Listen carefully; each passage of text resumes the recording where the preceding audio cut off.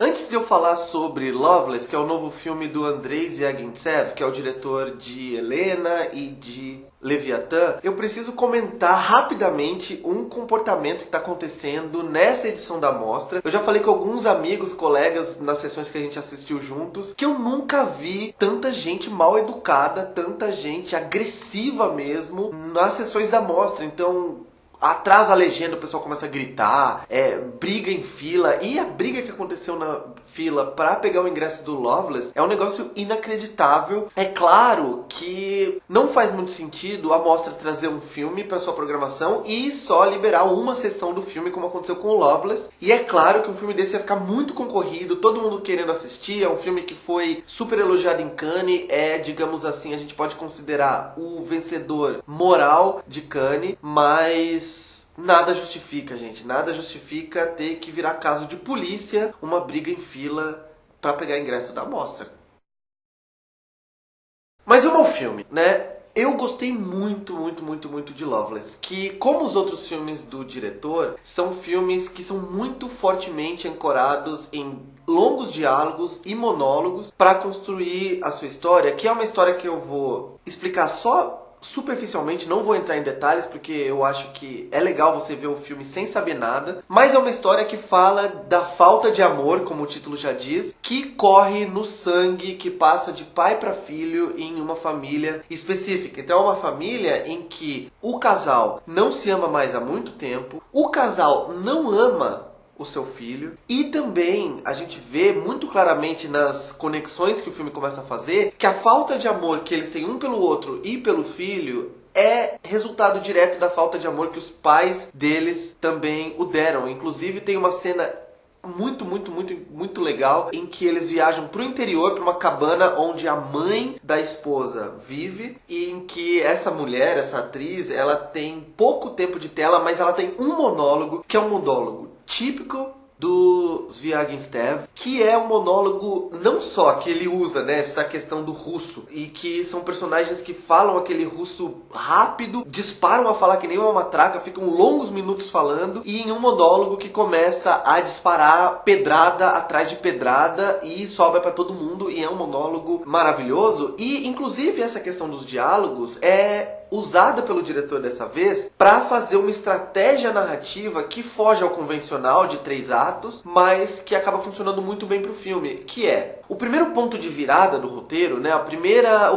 Quando a gente descobre o conflito principal do roteiro, já passou 55 minutos de filme. Eu não tava checando no relógio, mas eu acredito que seja por aí. E isso é importante porque esses 50 minutos iniciais o diretor usou em praticamente 4 diálogos diferentes. Então tem o diálogo entre o marido e sua amante, entre a esposa e o amante, entre o marido e um colega de trabalho, e entre a esposa e as pessoas que cuidam dela no salão de beleza, no salão de cabeleireiro. Então, essa primeira parte do filme é usada para, através desses diálogos, a gente entender as relações que envolvem aquela família e entender os sentimentos, a gente entender, ou a falta de sentimento, entender em que momento que cada um daqueles personagens estão. E é interessante porque a gente vê o menininho, o filho deles, no começo do filme, na abertura do filme, e durante toda essa parte a gente praticamente deixa ele de lado, a gente nem vê mais ele, também não ouve mais falar dele, porque os pais não falam sobre o filho nessas conversas que a gente ouve. E isso vai ser muito importante para tudo que vai acontecer na sequência do filme. E algo que eu acho muito legal do diretor é que, se em Leviatã, por exemplo, o tema principal do filme era a Rússia, né, era a relação de poder existente naquele país, aqui e em outros filmes dele, por mais que sejam dramas de personagem, por mais que sejam dramas que estão mais interessados nas relações e na natureza daquelas relações, são filmes em que a gente aprende muito sobre a sociedade russa através das interações, através dos conflitos, através dos problemas. Por exemplo, quando a gente vê o homem da casa, né, conversando com um colega lá no trabalho, a gente percebe que não só ele tem uma relação estável com a amante, quanto a esposa também tem uma relação estável com o amante. E que isso é comum e que ele pode perder o emprego dele se descobrirem que ele tá para se divorciar. E inclusive tem o colega dele que fala que tem pessoas que alugam esposas falsas para levar às festas da firma, para que ninguém desconfie que eles não estão casados no momento, isso fala muito sobre o conservadorismo e sobre o atraso social, né? O atraso na questão de minorias, na questão de gênero, na questão racial também,